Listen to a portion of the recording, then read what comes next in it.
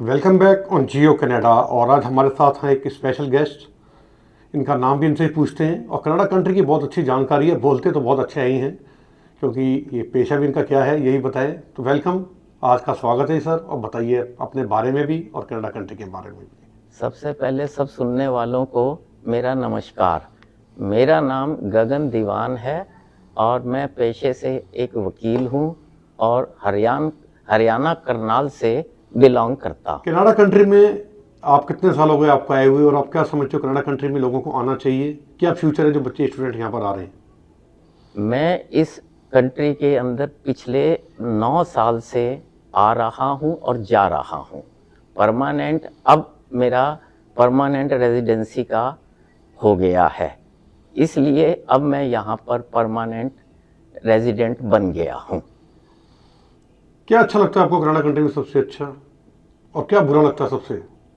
अगर आप Canada country के अंदर इंडिया से कंपैरिजन करते हैं तो बहुत सी चीज़ों के अंदर यहाँ पर प्लस पॉइंट है यहाँ के, और बहुत से माइनस पॉइंट है। जैसे कि सबसे बड़ा प्लस पॉइंट यहाँ पर ये है कि पॉल्यूशन, ज़ीरो पॉल्यूशन है, एनवायरनमेंट बहुत अच्छा है, कोई भी यहाँ पर एक्सीडेंट्स कंपैरेटिवली इंडिया के कम हैं, होते यहाँ पर भी हैं लेकिन कंपैरेटिवली रोड रूल्स को लोग फॉलो करते हैं।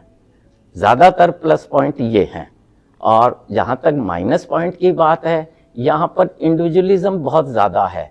सिर्फ जितने भी यहाँ पर लोग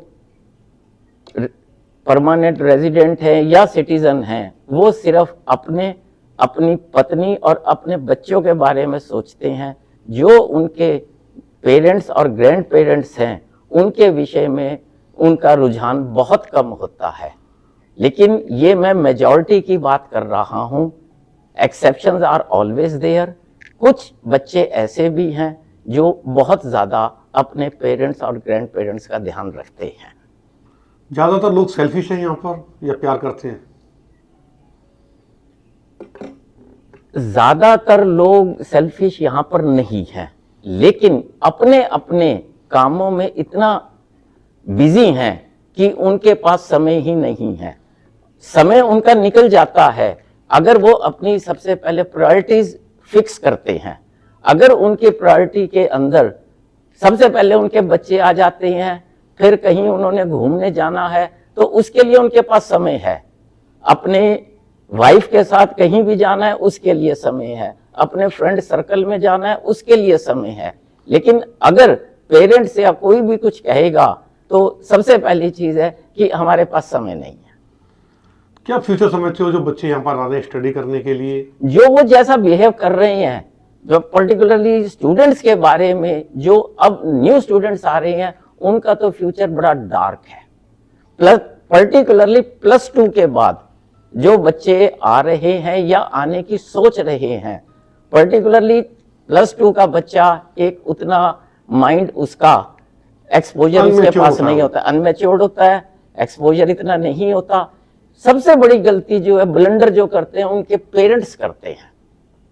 वो एक यहाँ पे एक वहाँ पे एक सोच बनी हुई है लोगों की कि कनाडा के अंदर पेड़ पे जैसे पत्ते होते हैं ना, वैसे वहाँ पे डॉलर लगे हुए हैं। हमारा बच्चा जाएगा और जाते ही पहले दिन से डॉलर मतलब कमाने लग जाएगा। और जबकि यहाँ पर इतनी स्ट्रगल है, और जो बच्चे आ रहे हैं या आ चुके हैं उनमें से मेजॉरिटी जो है कोई यहाँ पर काम एट प्रेजेंट अवेलेबल नहीं है।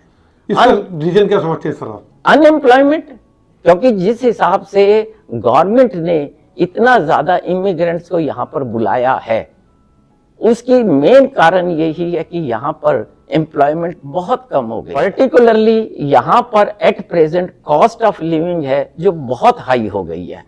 बहुत हाई से मतलब है मोर देन 20-25% ग्रॉसरी के रेट। आप बच्चा आता है, आके जब वो बेसमेंट में रहता है, जो बेसमेंट पहले अराउंड 400 से $500 के बीच में मिल जाती थी, अब मिनिमम 800 से $900 के अंदर बच्चे को मिलती है। लिविंग कॉस्ट जो है वो बहुत ज़्यादा बढ़ गई है। और पर्टिकुलरली अब +2 के बाद गवर्नमेंट ने ये कर दिया है कि आपको पहले ग्रेजुएशन 3 साल का कोर्स करना पड़ेगा, उसके बाद आपको वर्क परमिट मिलेगा। जबकि पहले ये होता था कि जो बच्चे आते थे 1 साल का कोर्स किया तो 1 साल का वर्क परमिट, 2 साल का किया डिप्लोमा तो उनको 2 साल का वर्क परमिट 3 साल का वर्क परमिट मिल जाता था, जिसमें ये होता था कि 1 साल काम करने के बाद वो PR अप्लाई कर सकते थे। They became eligible for applying PR। लेकिन अब 3 साल का कोर्स करने के बाद उनको वर्क परमिट मिलेगा, जिसकी वजह से कि +2 के बाद 3 साल की जो कॉस्ट ऑफ लिविंग है वो बहुत हाई हो गया। इसे डबल कर दिया है लेकिन कॉस्ट ऑफ लिविंग। लेकिन एक चीज तो ये बेनिफिट अब बच्चों को मिलेगा, जो नए बच्चे यहाँ पर हैं जो परेशान हो रहे हैं जॉब के लिए, घंटे का क्रेडिट एरिया था इनका, उसको कम करके उन्होंने 20 घंटा हर बच्चे को दे देंगे। हाँ जी, तो इससे काम तो सब बच्चों को मिल जाएगा? बिल्कुल नहीं मिलेगा। इसमें क्या होगा कि जो नंबर 1 की बजाय नंबर 2 में काम ज्यादा करेंगे, क्योंकि कॉस्ट ऑफ लिविंग हाई है। बच्चा अपने वहां से इंडिया से जो पेरेंट्स से पैसे जितने भी लेके आया वो उसके almost within no time खत्म हो जाते हैं।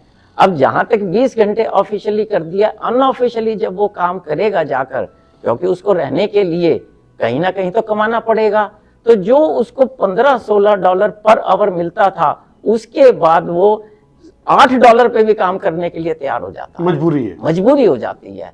तो बिल्कुल नहीं, मतलब बेसिकली तो मेरे को उन पेरेंट्स को एक सलाह देनी है, सजेशन है मेरी, मानना या ना मानना तो हर एक अपने पेरेंट्स का उनके ऊपर निर्भर करता है।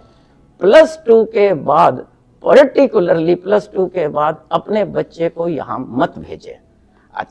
प्लस वहां पर जो कंसल्टेंट्स हैं वो अपने पर्सनल इंटरेस्ट की वजह से लोगों को और बच्चों को, और खास तौर पे जो गांवों से बिलोंग करते हैं, जिनको इतनी ज्यादा नॉलेज नहीं है, उनको वो मिसगाइड करते हैं, गुमराह हो जाते हैं बच्चे। बच्चों से ज्यादा पेरेंट्स होते हैं, गुमराह हो जाते हैं।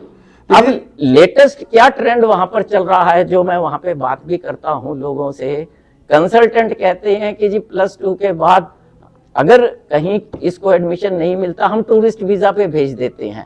टूरिस्ट वीजा के लिए वो 15 से 20 लाख रुपए चार्ज करते हैं, और यहाँ आने के बाद, आने से पहले मतलब सलाह पेरेंट्स को क्या देते हैं कि वहां जाके असाइलम अप्लाई कर देना। ये भी गलत बात है। इससे ज्यादा बेस्ट ये नहीं कोई स्किल सीख के हैं यहाँ पर बच्चे जो भी आ रहे हैं। यहाँ आएंगे सबसे पहले तो किस वीजा के ऊपर आएंगे? टूरिस्ट वीजा के ऊपर आएंगे, स्किल कैसे सीखेंगे? क्योंकि उनका 6 महीने का होगा। नहीं, इंडिया से सीख कर आए तो कुछ बेनिफिट है? इंडिया से सीख के आए तो यहाँ पर या तो वर्क परमिट उनको वहां पर मिले, तब मतलब है आए।